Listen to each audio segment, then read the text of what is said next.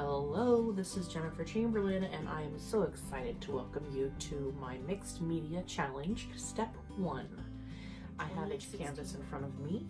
You can use an MDF board, you can use foam core, you can use heavy cardboard, doesn't matter. Any of those things would work because we don't need a super smooth surface. We're going to be decoupaging papers on here anyway, and we embrace the texture. So I'm using a canvas that I've already painted something on before, and I just applied a thin coat of gesso, and I'm going to reuse it. So in step 1, this is what you will do. By the time you're finished with step 1, your canvas or your surface will be completely covered with your beautiful ephemera images. In order to do this, you can use glue, Mod Podge, or matte gel medium. And all three of those are great adhesives that are going to be perfect for adhering your pieces to your surface. I have my Mod Podge brush with a little bit of water. You can see I've already used it for some Mod Podge. It's kind of watery Mod Podge at this point. But this is a brush that I specifically use just for Mod Podge. I don't mix my brushes as far as the ones I paint with and the ones that I use glue with. And then you have some images that can go in the background of your project. And so how to arrange them is totally up to you. But step 1 is just placing these images and covering your entire surface with these images.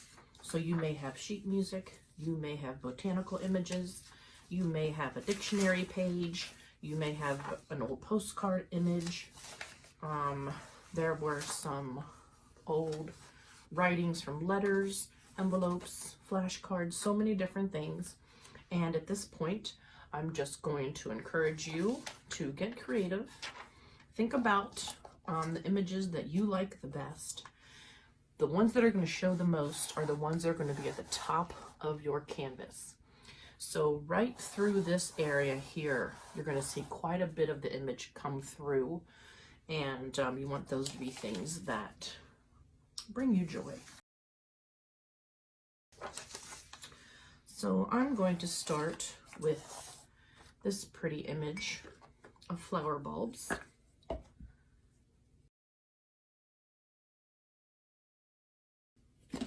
Decoupage just basically means using a liquid glue adhesive to adhere something to create a new look, a new surface. So you can decoupage fabric, you can decoupage paper, and create a new look to whatever surface. You can use it on furniture, a canvas, coasters. I've made coasters using decoupage. And for this project, sometimes when you decoupage, you want to make sure that everything is perfectly smooth, and you come back over with another coat to seal it. We're not going to worry about either one of those steps. In fact, let it be a little bit rough. So I'm putting my Mod Podge on. I'm not going to intentionally make it wrinkly, but if it gets wrinkled, I'm not going to worry about it. So I'm taking this over the edge. So if I'm a little bit taller than my canvas here, I'm just going to take it over the edge. It gives you a nice, clean, finished edge too, if you just take it a little bit over the edge and push that down. Now, I like to rip my pages for the most part, but up against the edge of my canvas, I'm going to keep it more straight. So these are already cut out. I'm just going to leave them with the straight edges. That's fine.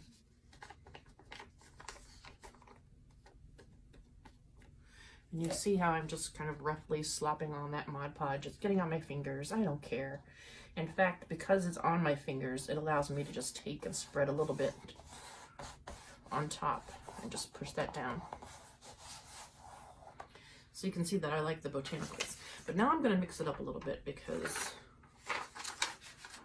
the botanicals may be just a little too much. I want a little more interest up here. So I tore my sheet music, and you can see this tear. I'm just going to leave it like that.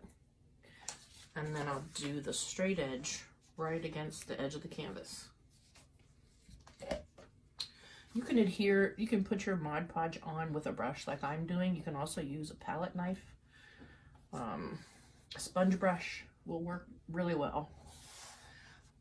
You can also use a paper towel, your fingers, whatever.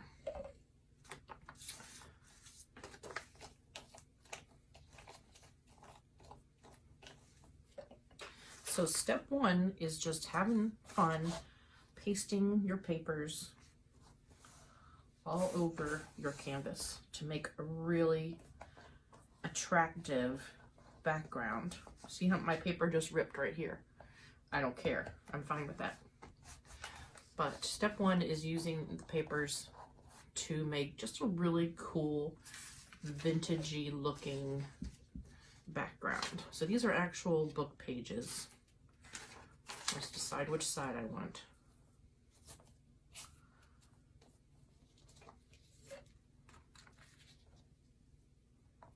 And I'm overlapping, so I put this on top of this piece a little bit, so you don't want any gaps in between your pieces. Don't be afraid to overlap.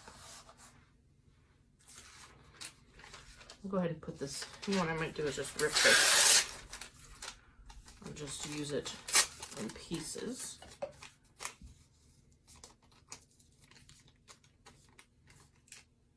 So it's fun to kind of mix up small writing with large writing, darker pieces with lighter pieces, smaller pieces, bigger pieces, just kind of mix it up.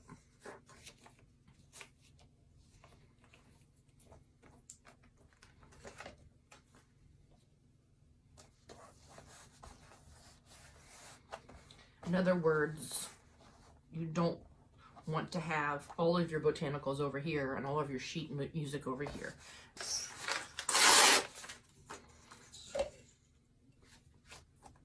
Of course, you can do whatever you want. There are no rules, really, in mixed media.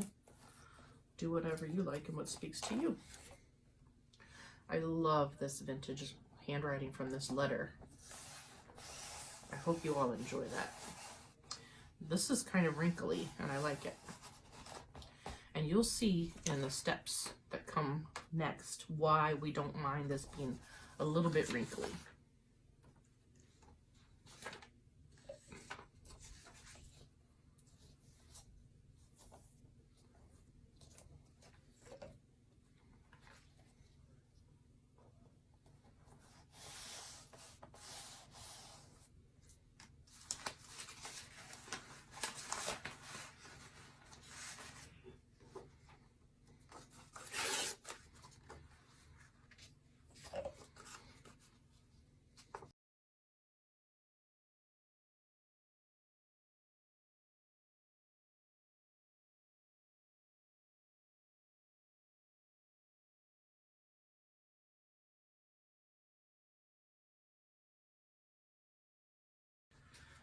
I'll go up here.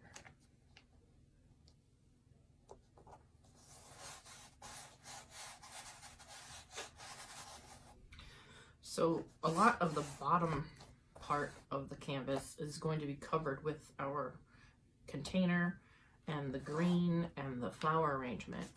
But we go ahead and put the papers on the entire canvas because you're not sure at this point where these little background images might show through. And that's part of the fun and the surprise of mixed media.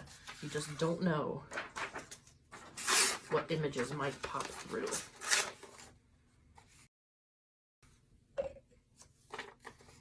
This is a piece from a cookbook that I have, an old cookbook.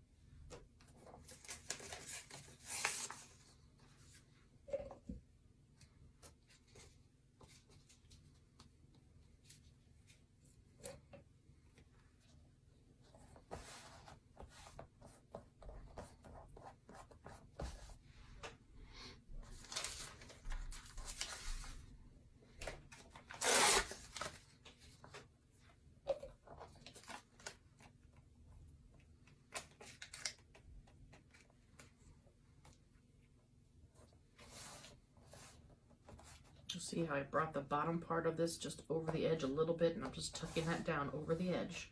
It gives it a nice clean finish.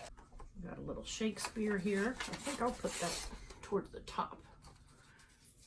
I just need a little skinny piece up here at the top.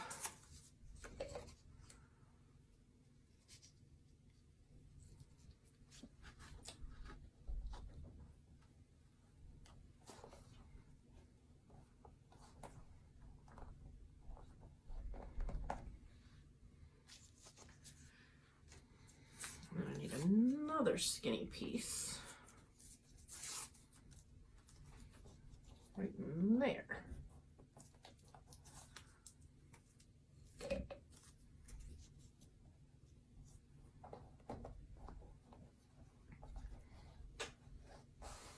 And just a couple more pieces down here.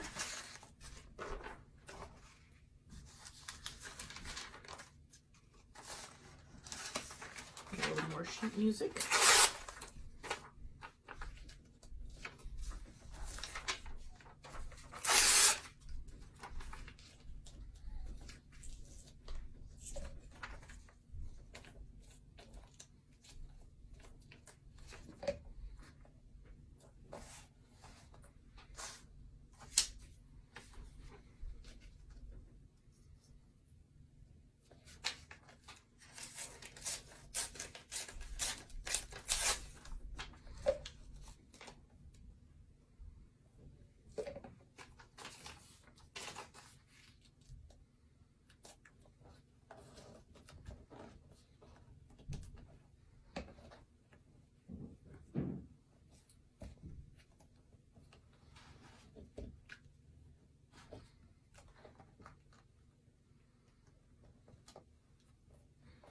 One more little something something.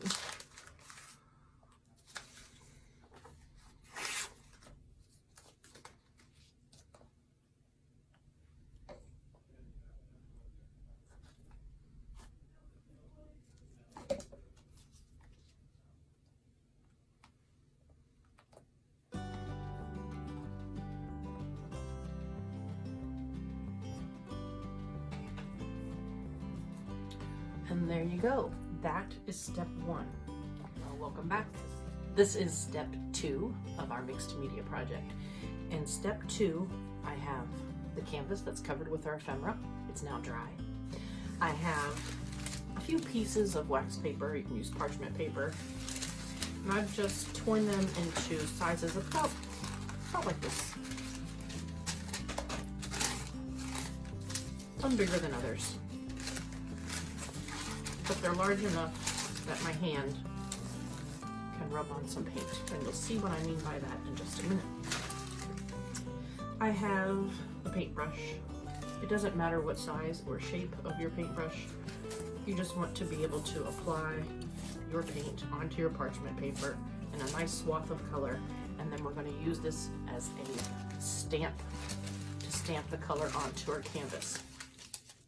So we just need to remember that we are wanting to create a section down here that's going to be green, and then up here we're just going to have some neutral colors, and we're using these colors to kind of push our ephemera images back a little bit.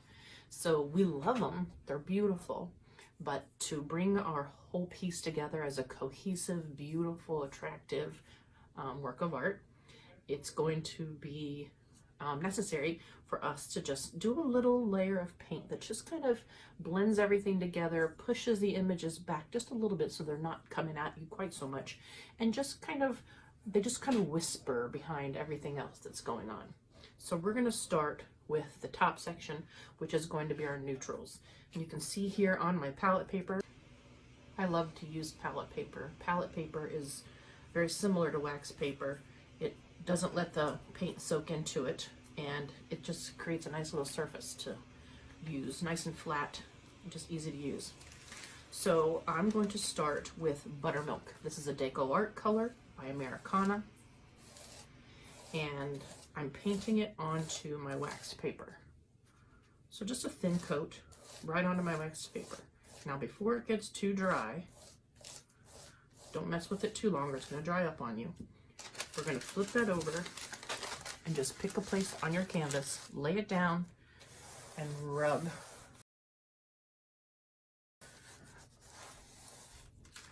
And lift. Now I'm going to continue to use that one still. And change the direction and use my whole hand. The reason I tell you to use your whole hand is because you can definitely get fingerprints onto this by pushing just your fingers behind the paint. So we're going to continue with some buttermilk here. And the really fun thing about this technique is that it's unpredictable. You're not really sure what's going to happen.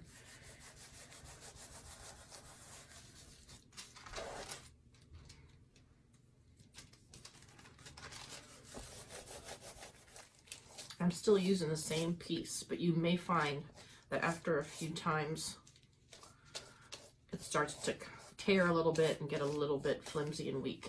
So that's when you're going to need maybe another piece.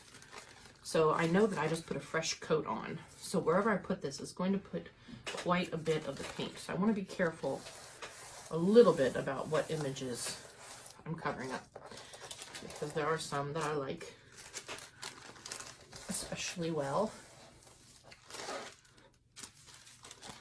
But the cool thing about this buttermilk color is it lets everything still show through.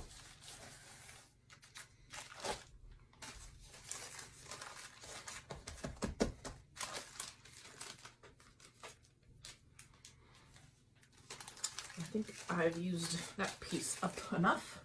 I'm going to move on to my next piece, but I'm still sticking with the buttermilk at this point. One more time around with the buttermilk, and then we'll go to another color. So I'm spreading this really thin. I don't want to glob this on because I don't want globs of paint on my ephemera layer. I just want it to just kind of touch it and pull away.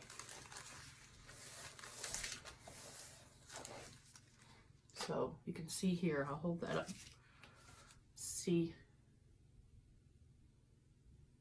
how it's just kind of touching and still letting everything show through from behind. It's just pushing it back a little, but it's still there.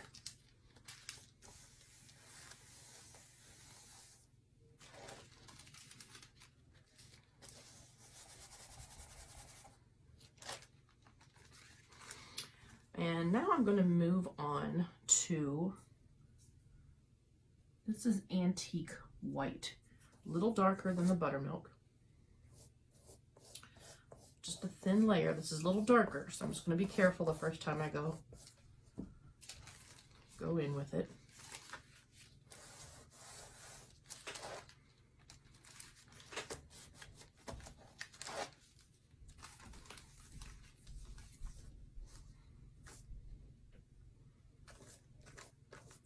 Really thin layer. You don't even have to cover an entire swath. You could even just do a couple little paint strokes until you get used to it.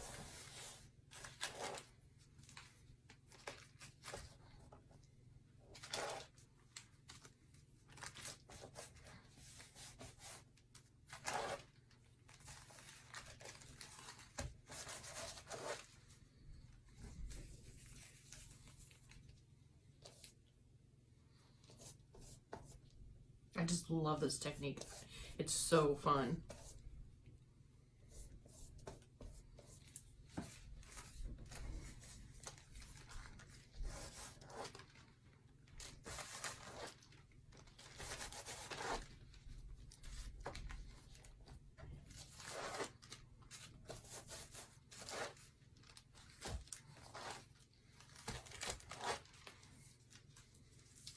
And I have a little bit of gray here on my palette. It's a little dark though. I don't want it to be quite that dark. So I'm going to mix it with some of my buttermilk and give myself a nice light gray color here.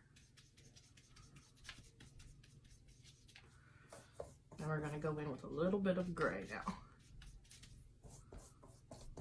Real thin coat. I'm going to be real careful with this gray. See how it comes out.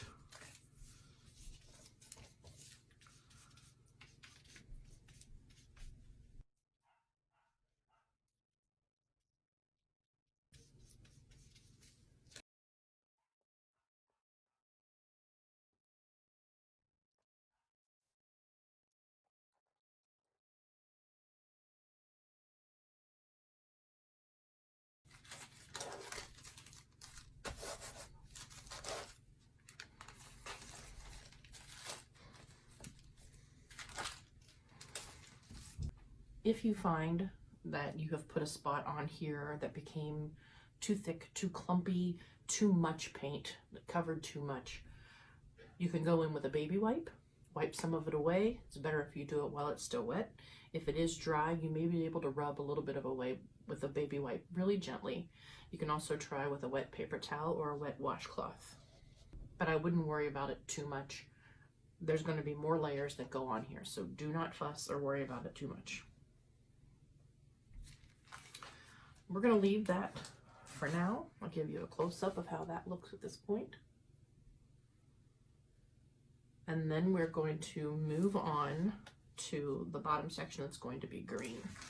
I'm not even going to bother to rinse my brush. You can just leave those colors on there. You can rinse it if you want, no big deal. Now I have 3 colors of green on my palette. Really bright, a very Kelly green, and then a dark, really dark, rich hunter green almost. I want my green colors on here to be very earthy. That's what I think is so appealing about this project, just the earthy, botanical feel to it. We don't want anything super bright and primary. So I did put these colors on here that are kind of bright, but I'm going to end up mixing them. So I'm going to take this gray and mix it with this Kelly green and see what I get. And I might take a little bit of this golden color that we had. And you can see that's given me a really nice olive green color. And I'm going to start out with that. Real thin layer, really thin.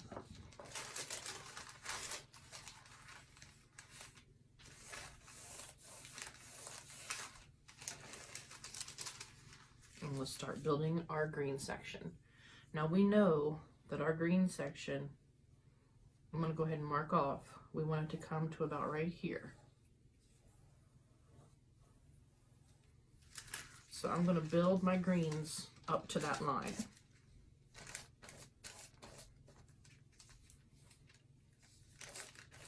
And you can mix your paints on one time that you're going around with your colors. Don't be afraid to mix them on your wax paper.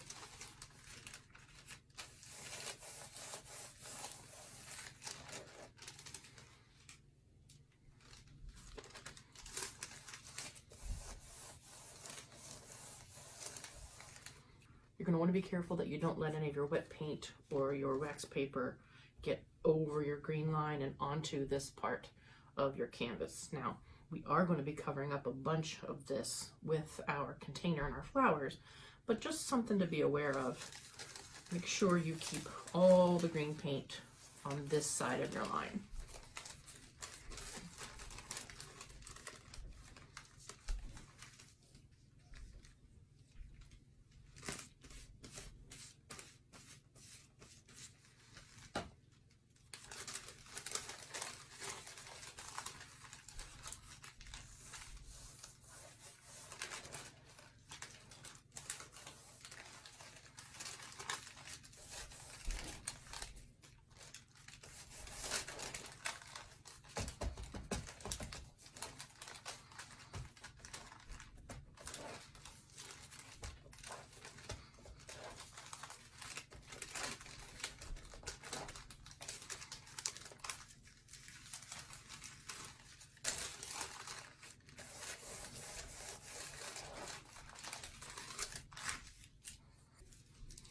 One more pass through with this piece, and I'm going to have to switch my wax paper. It's getting a little flimsy.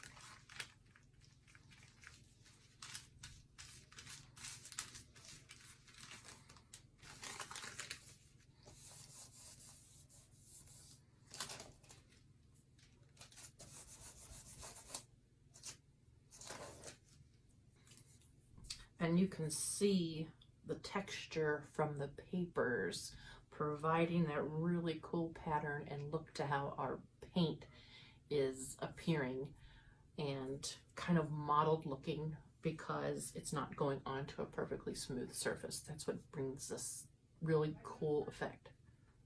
So continue working with it as long as you want. It depends on how much of your ephemera you want to show through, how you want your green to look, what color you like. If you want to mix a little more colors, add some layering, whatever, it's totally up to you. But once you feel like you've got it where you want it, you're finished with step 2. Hello and welcome to step 3. So glad you're here. I hope you've enjoyed parts 1 and 2.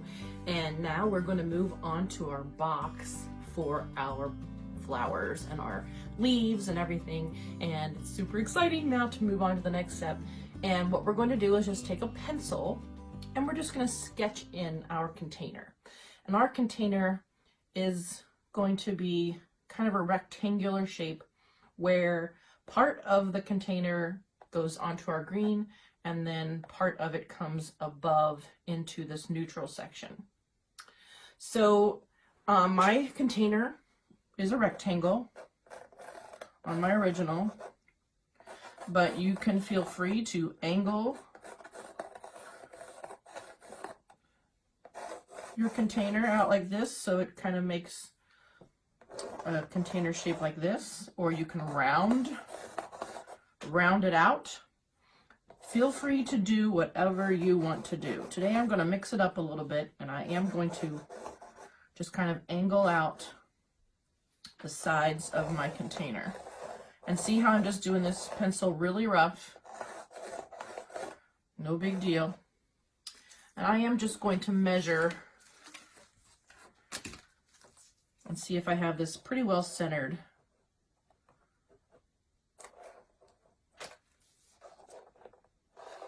Yeah, pretty close, pretty good. So the next thing to do, once you've got your container kind of sketched in where you want it, and one thing I will just say to keep in mind is that you have plenty of space up here to do your flowers. So be careful about making your container really tall or even too short and leaving too much space on the top. So the top of my container is about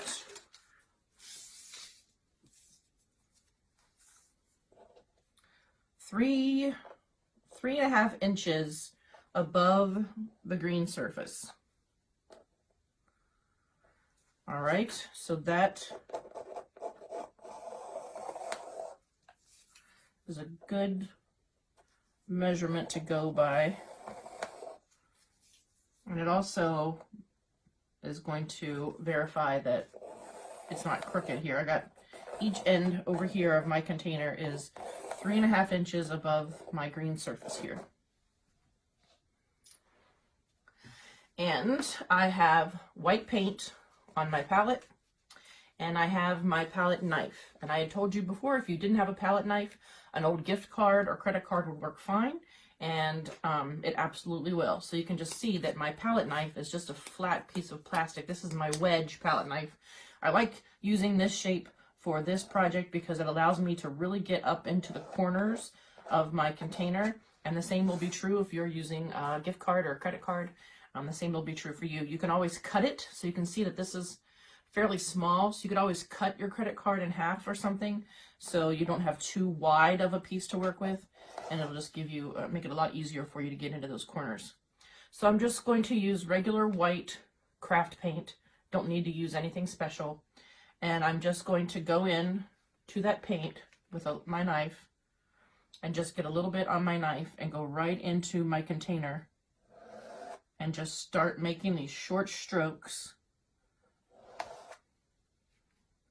I'm butting my knife right up against the edge of the container, and you can see I'm kind of scraping the paint along, and it's still showing some of my background.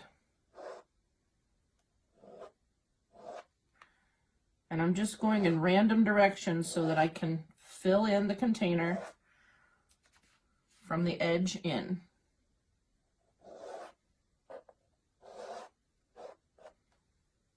This top edge is going to be covered with flowers that are hanging over the edge, so you don't need to overfuss at that top edge. I'm just going to drag it across the bottom.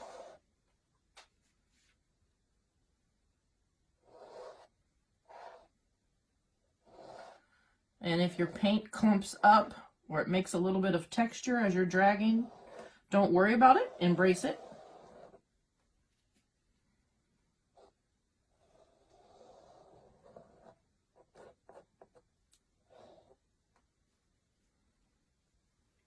And I might turn my canvas. It's easier for me with my right hand to work going from left to right. So I'm going to turn my canvas over upside down and then work it this way.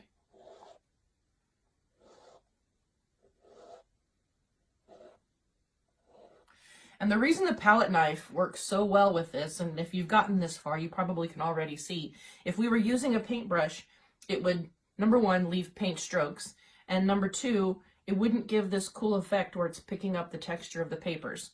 So if you've gotten to this point, you know exactly what I mean. So by just running our palette knife over this with our paint, it's kind of going down into the crevices and just leaving that texture. Now, at this point, once you've got one coat on here, just decide where you might need more. And we're going to want this to dry before we move onto our greenery anyway. So just take your time and just look, because I can see the green underneath pretty well, and I don't really want it to be so obvious that you can see underneath there. So I'm just going to go in with a little bit of a thicker coat right along here and just mask where the green meets the neutral a little bit. I am totally okay with, I can even see where I sketched in my container. I have a lot of pencil marks going up and down here. Nobody knows that but me. And I like that darkness that's kind of coming through. Same thing over here, and I can see some of the print from my papers up in here. I'm totally fine with that. At this point, I really don't want to mess with this too much. I'm pretty happy with it. I am just going to take one little drag across here and even out the bottom. And then I'm going to leave it alone. I'm good. So next, we just want this part to dry, and we're going to move on to our greenery. And to do our greenery, we're just going to use a round brush, or you can use whatever brush you have available. So while we wait for our container to dry, let's just do a little practicing of some leaf shapes. And I just want to take away any intimidation you might have if you're new to painting.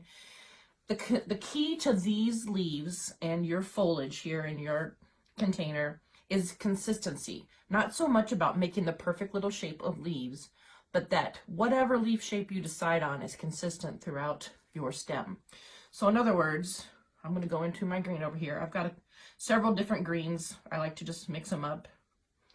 And so if I just decide to do a shape like this, as long as I'm keeping it consistent, that's all that matters. Okay? And you can even just do dots.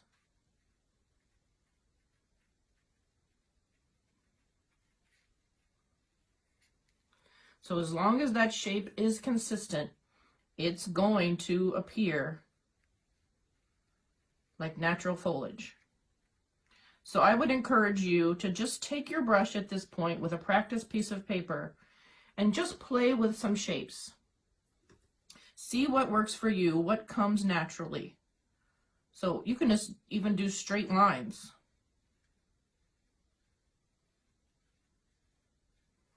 And then just connect them with a stem. So as long as the shape is consistent along your stem, don't worry about the individual shapes, okay? So that is a little bit of Foliage 101.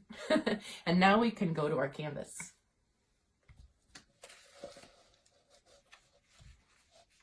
So on our canvas, there is just some greenery popping out behind everything. So we're just going to go in and create that greenery wherever we feel like we want to put it. So we can start, let's say, with, how about some leaves coming off to this side over here.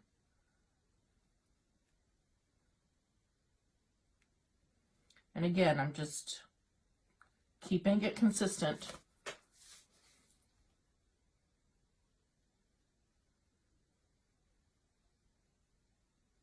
And you know, in nature, no two leaves look exactly the same, right?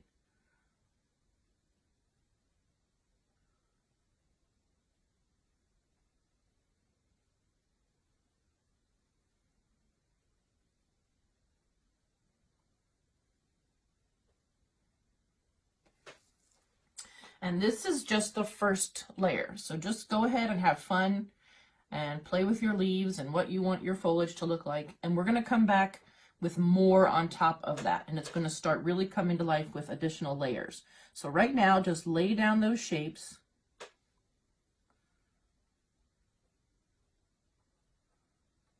And for this one, I'm just taking several of the green and a little bit of gold on my brush. And I'm just dropping my brush right onto the canvas, just pushing it right down. And whatever shape my brush makes, I'm just going to stick with that. And then pull a stem down the middle.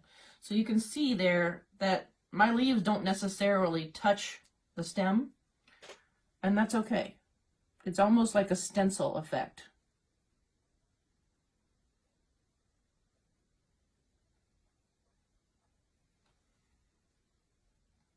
Again, I'm going into both of my greens and a little bit of my gold. And we'll go up here with maybe a larger leaf.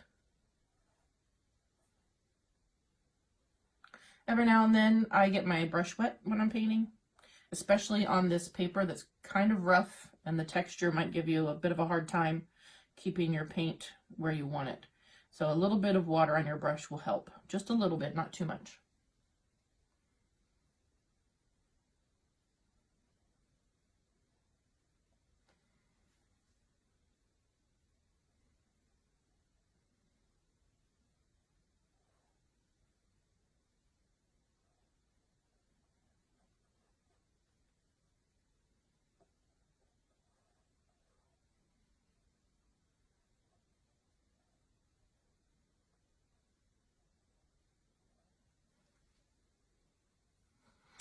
One suggestion I have is when you're finished totally with the details of your leaves, which we'll get to in just a little bit, one goal that I'm going to have is just to make the green a little bit different from what's below. So I don't want it to be exactly the same as the green that I had down here.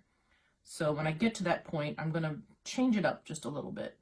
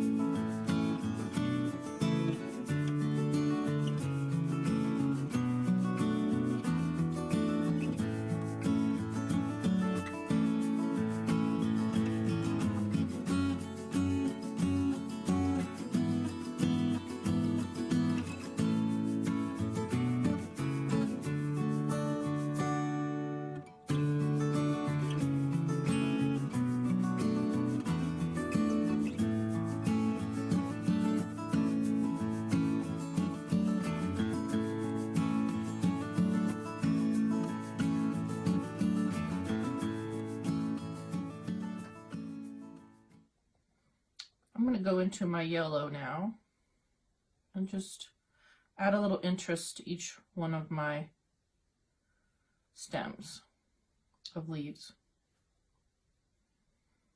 And every now and then I might touch a little white as well. Just play with it.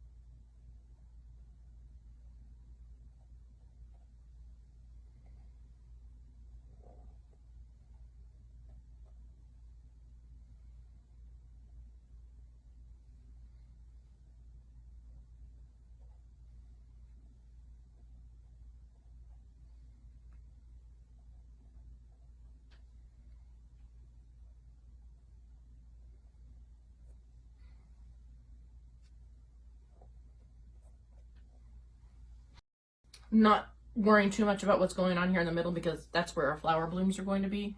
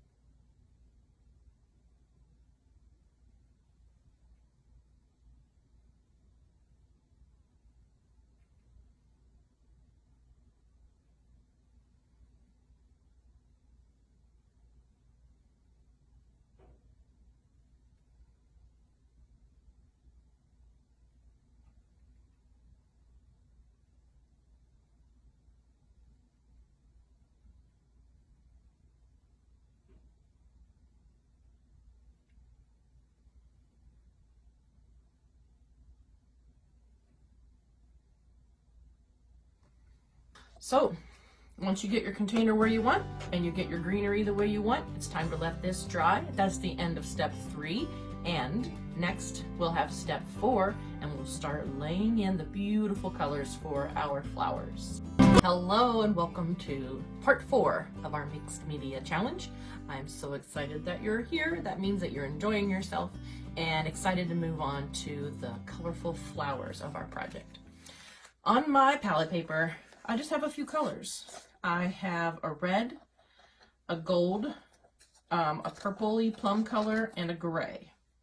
And the flowers that we're going to be painting today are in a very earthy jewel tone, kind of a richer, darker tone of color rather than a pastel.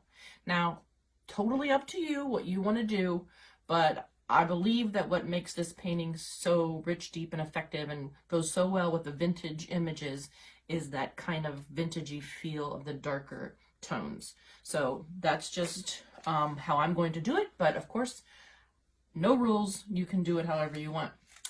So today, we're just going to put in the underpainting for our flowers. And we're going to put some background detail into our piece. So first of all, let's talk about the background detail. I have my palette knife, again, the same palette knife that I used yesterday, and I'm going to be using some white paint, just a tiny amount, do not need that much, and some black paint. So for our background detail at this point, we just need a little bit of black, a little bit of white, and maybe a little bit of gray. I'm not sure yet. We'll see as we go.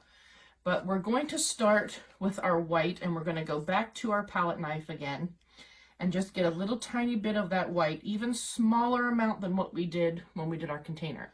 I'm talking just a tiny, tiny, tiny amount. We don't want a wide swath. We just want touches of color. So for example, that tiny amount like that. So we're just kind of grazing the surface here and there with just a touch of white, and we can go in multiple directions.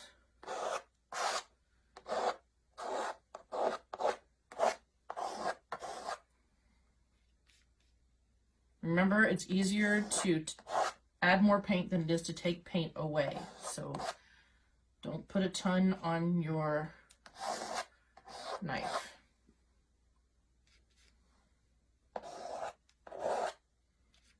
I'm just barely touching it in my little pile of paint there. Like, I'm not even scooping it. I'm just kind of touching the edge of my knife to the edge of that paint.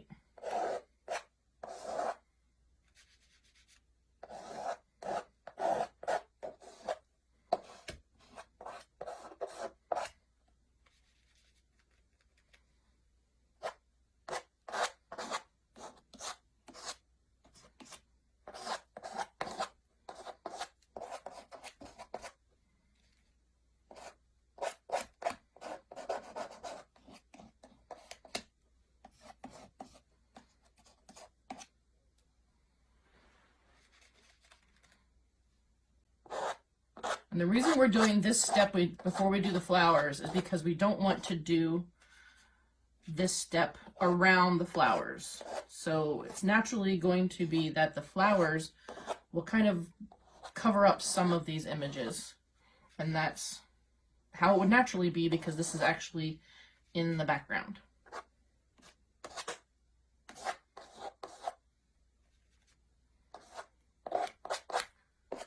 So that's probably enough of the white for me at this point.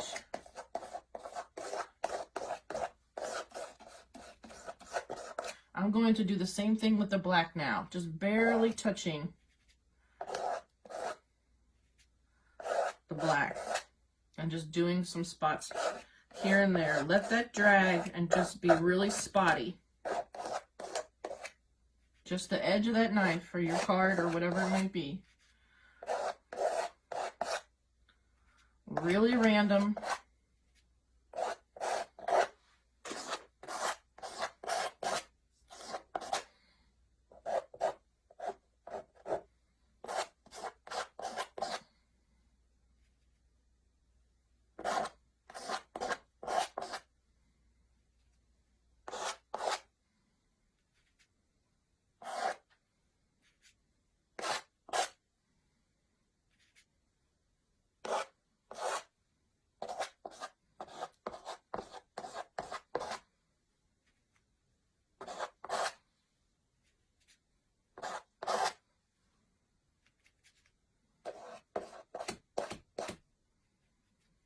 Now, I want you to take an ever so small amount of that black and just touch your pot. Just skim it. Touch the container. Just skim it here and there. And let that texture pick up a little bit of your black paint.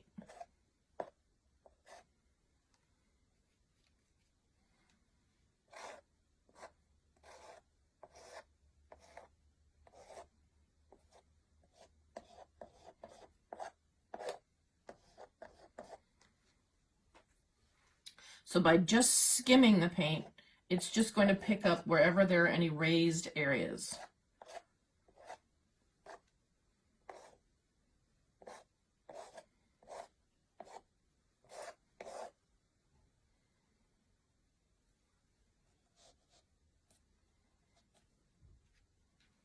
I'm going to go into a little bit of gray now, and I am just going to do a few little spots of gray here and there.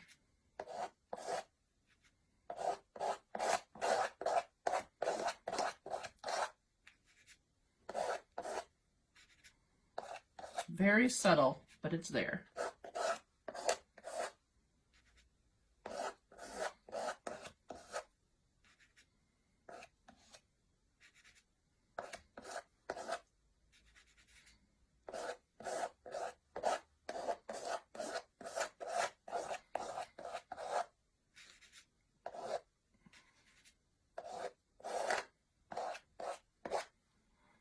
So you see here where my black was pretty big swath of black right there. I went over it with a little bit of gray and then a little bit more white, and that's going to tone it down just a little bit. I'm just going to do a little bit of gray up here, here and there.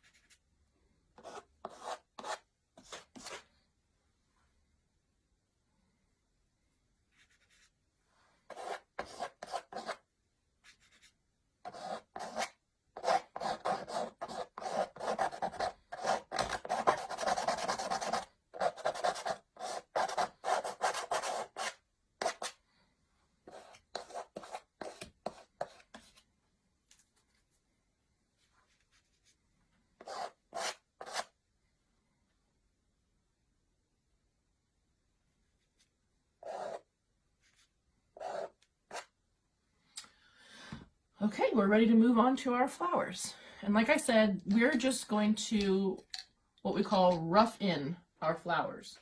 We're just going to put them put the underpainting, kind of the shape of the flowers in where we want them to be.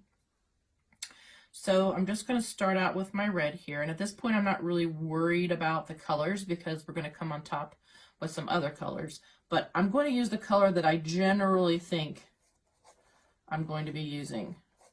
And what I'm doing is I'm just kind of making some circles, some C's and some backward C's to kind of indicate how big my flower is going to be, where it's going to be located, and the general shape of my flower. Not all of them need to be perfectly round. A little oval is cool, a little wobbly is cool. And don't be afraid to go over top of that greenery. And you can see here I mixed a little red with my gold, and that's going to give me a little bit of an orange tone underneath.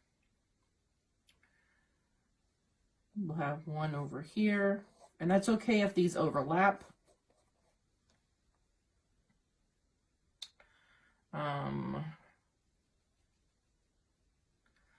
I am going to make my purple just a little bit darker.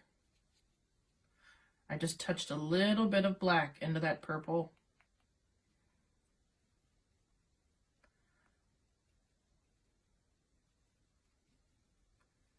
And I'm going to come down here with a few little dots for a purple flower there, purple flower here. We'll have one coming up over here.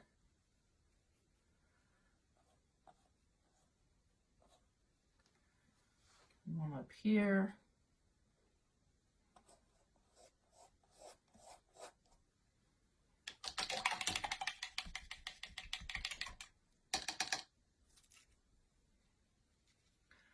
Also in the background, these yellow petals really pop off the back of our arrangement really pretty. So in the original, I just did a few kind of golden colored petals coming right off of the back there. And I'm going to have a few over on this side as well. And you can see I'm painting right over the leaf that was there, and we just made this little purple flower here, and I'm painting right over that too, and that's fine, because this is just going to look like it's peeking out from behind.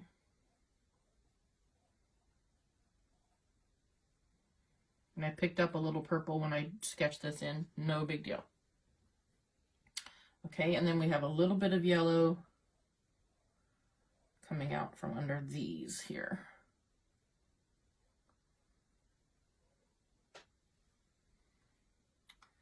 And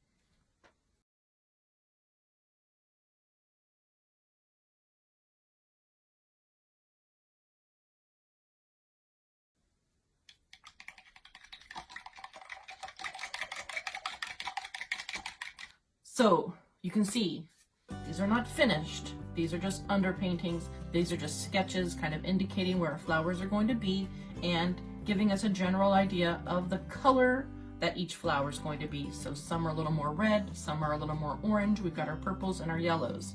So when we come back in for the next step, we're going to mix it up a little bit. We're going to bring in some pinks and some other orange tones and some lighter colors, and we're just going to build on these layers using our fingers.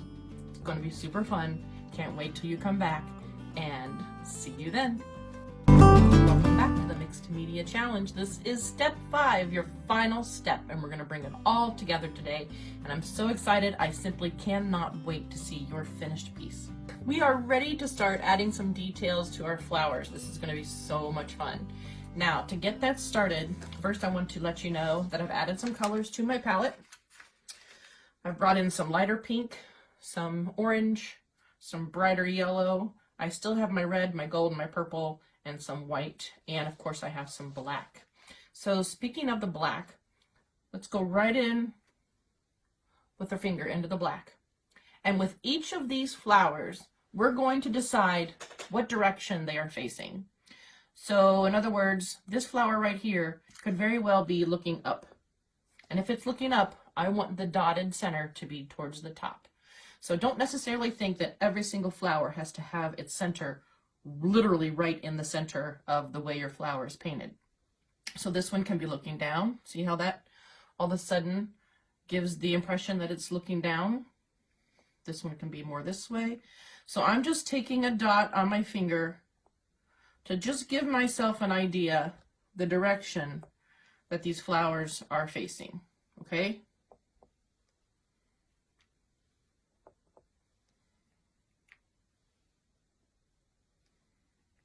Some of them may be in the center.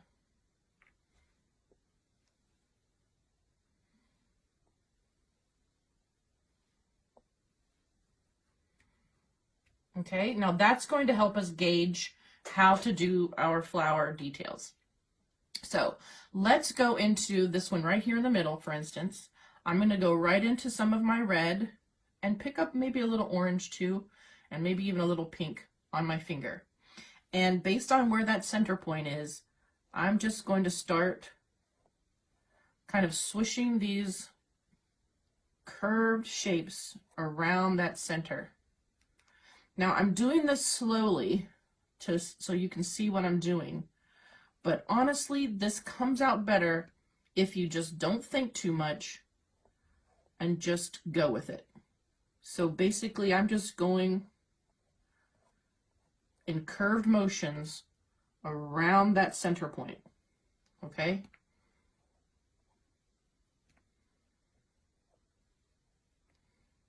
And I don't want to put too many colors in at this point, and I don't want to mix them too much on my canvas because they'll just get a little bit muddy. So I'm going to leave that one alone. I'm fine with the way that is now. I'm going to move back over to this one now. And that one looks like it's pretty much in the center. So I'm just going to curve. I'm going in with a little bit of pink this time, a little more pink.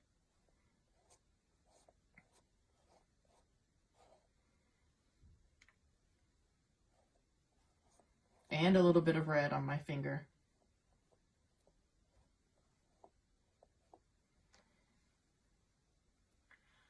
And now I'm going to go into that purple one, which I really should have done first. So here's a lesson for you. The flowers that are underneath, you need to do those first so that you can come on top later. So let's pretend like we hadn't done that pink one yet. And we're going to come in. I'm just doing a touch of red, a small amount of red on my finger. I'm just coming around like that. And then I'm going to go back into my pink and bring this pink flower on top of it again. Okay. Now let's come over here to our orange flower, and I got a little more orange on my finger and a little bit of red. And again, I'm just doing these little curved motions, and I'm letting that center point kind of guide me. And when I get to that center point, I kind of paint just a little bit, like halfway over that black mark, to kind of bury it down inside of the flower.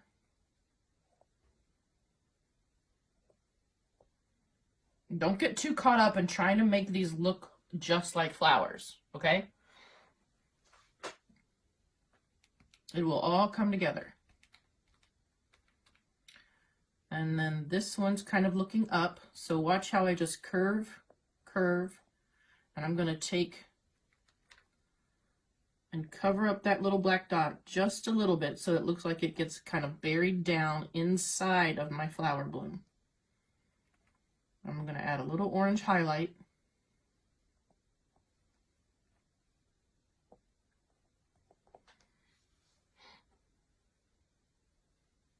So when I'm putting my finger down, I'm pretty much just kind of skipping along, just skimming along the surface of my canvas.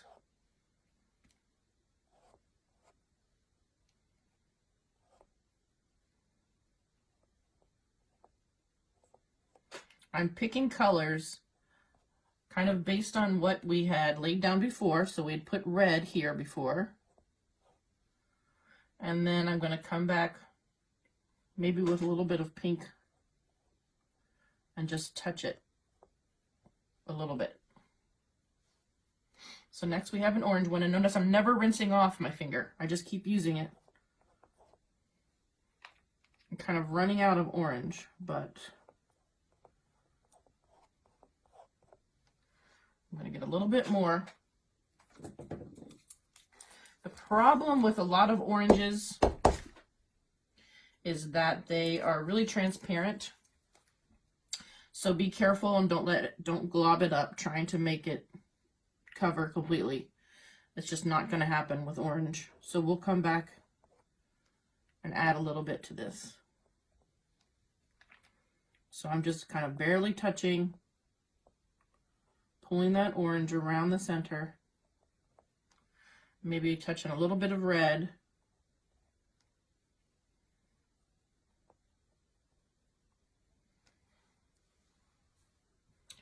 And then I'm going to go just into red here for this one.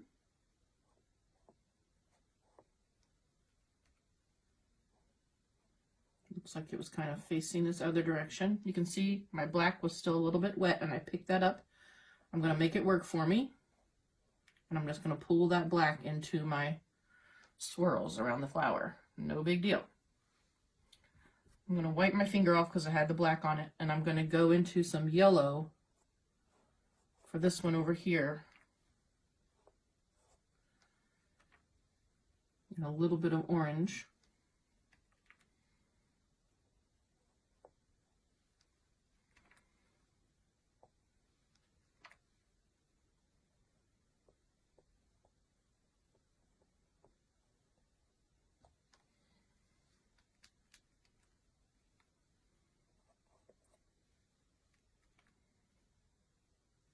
Just don't be afraid to play with your colors. Here on this one, I picked up a little pink, a little orange, and a little red on my finger, and I'm just kind of smushing those around in curved motions.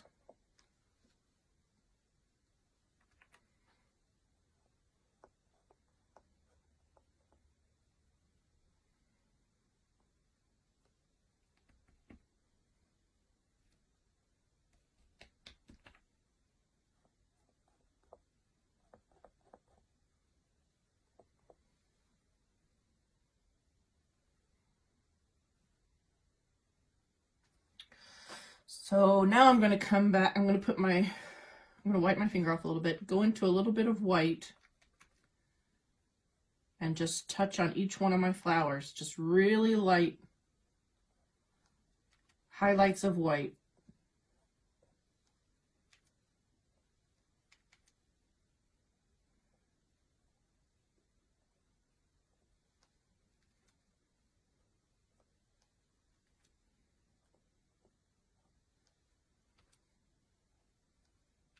Remember the rule, easier to add paint than it is to take it away. So go in light and then decide if you want to add a little more.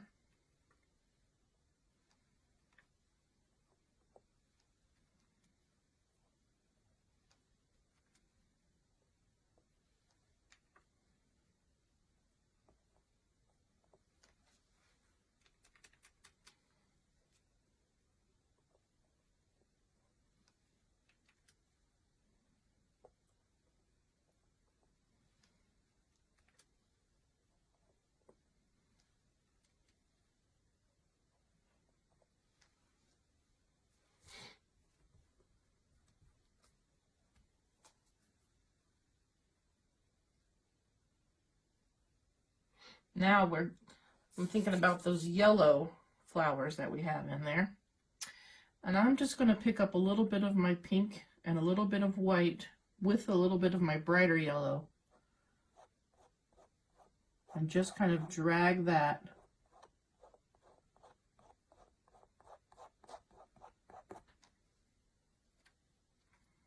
white, pink, and bright yellow.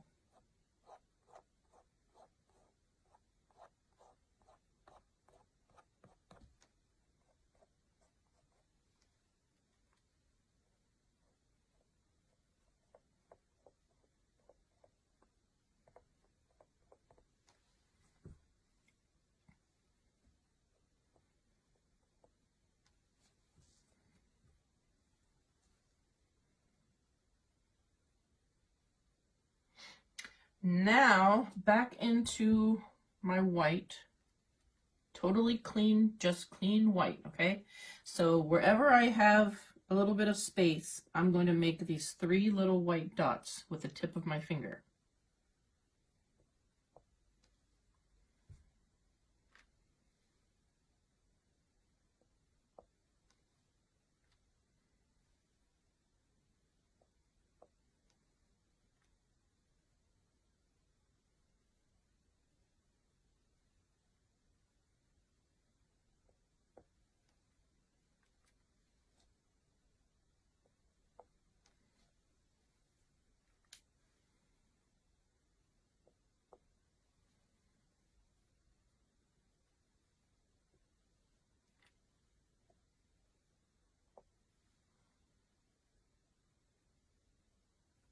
Okay. And now I'm going to go into my bright yellow with a little bit of black on my finger. And I'm just going to go add a little detail to a few of my flower centers. And I'm actually going to get a little bit of green. Tiny, tiny, tiny, tiny little amount of green on my finger with a little bit of white and a little bit of black. And on a couple of them, I'm going to put that green.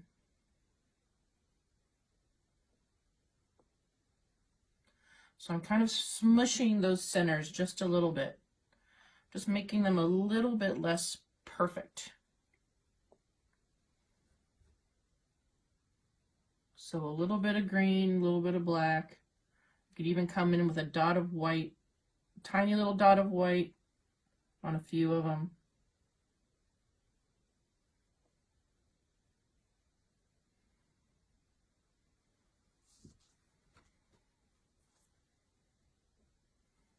I'm going to go into my bright yellow, and I'm just going to find a couple places to just touch, I mean like barely, barely touch somewhere on a flower, just a tiny bit of interest from the yellow.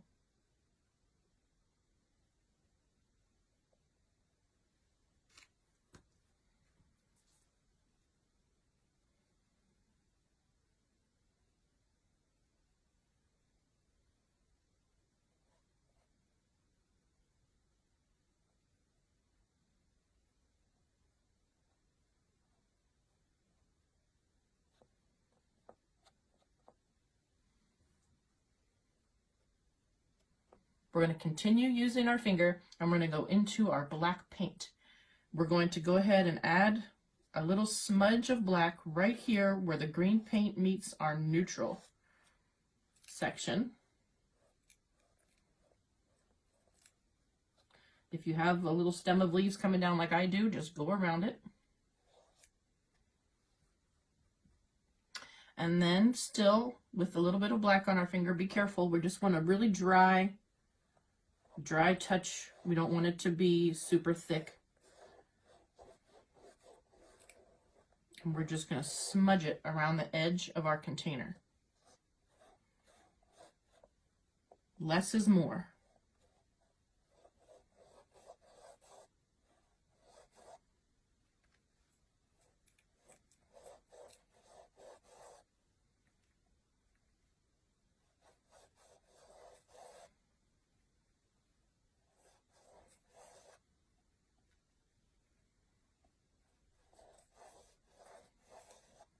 Now we're going to have a little bit of a shadow underneath our container. So we're just going to take some of this black paint here and just smudge it a little bit right underneath here.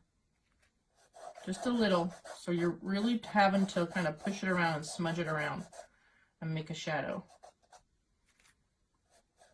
You're still getting that beautiful texture from the paper and just letting that happen.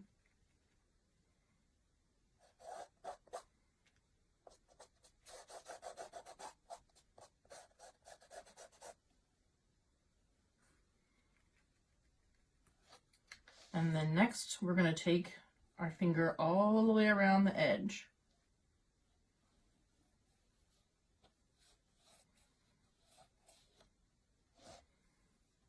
Right on the corner of the edge, and let it go ahead and push up onto the top front of your canvas. But we don't want it to be too thick of a border. So nice thin border. It can be uneven and just smudged all around the edge.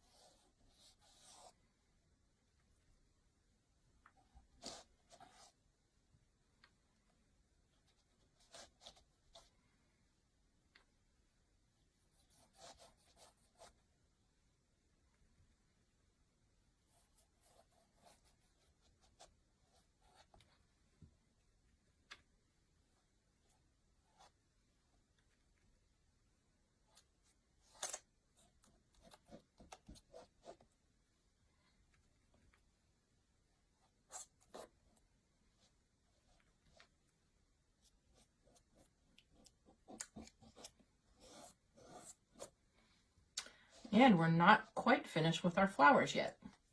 If you have a really small brush, I want you to grab that now. If not, you can also use your finger and just go in really light. And we're going to add some details to our flowers. Just those final touches that are going to make them kind of pop off the canvas. And that's going to mean just really lightly and sketchy, and not outlining, but just adding some black detail around our flowers.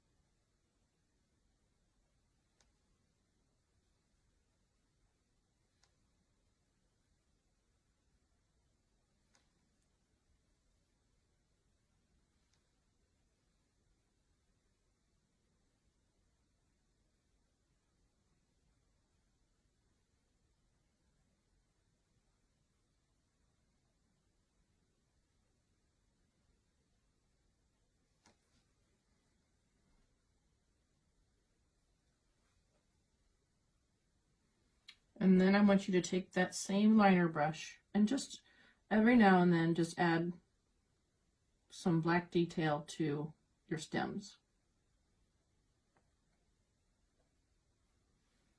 Not everywhere, just random.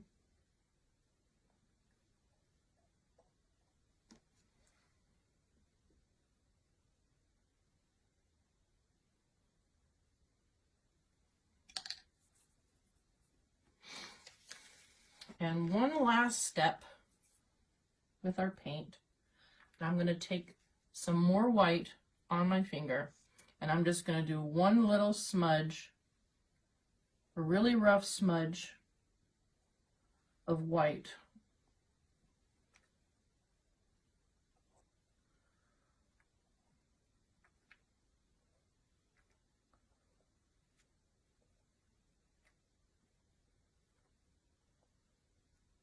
And if you don't like this, that's totally up to you.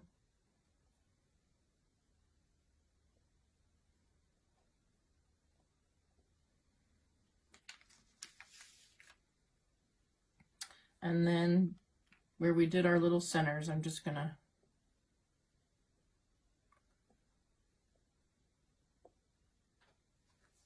add a little white highlight there.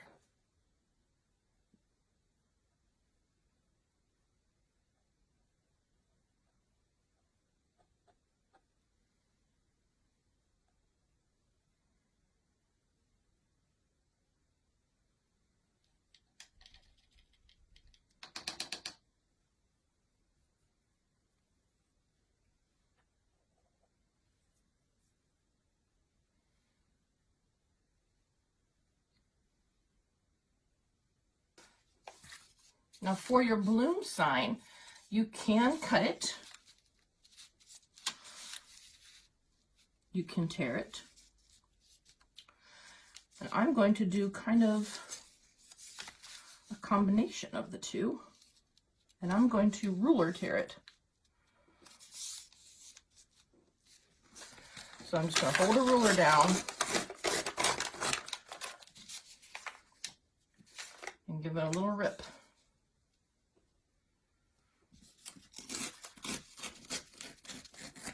So it gives me an even edge, but it's a ripped edge.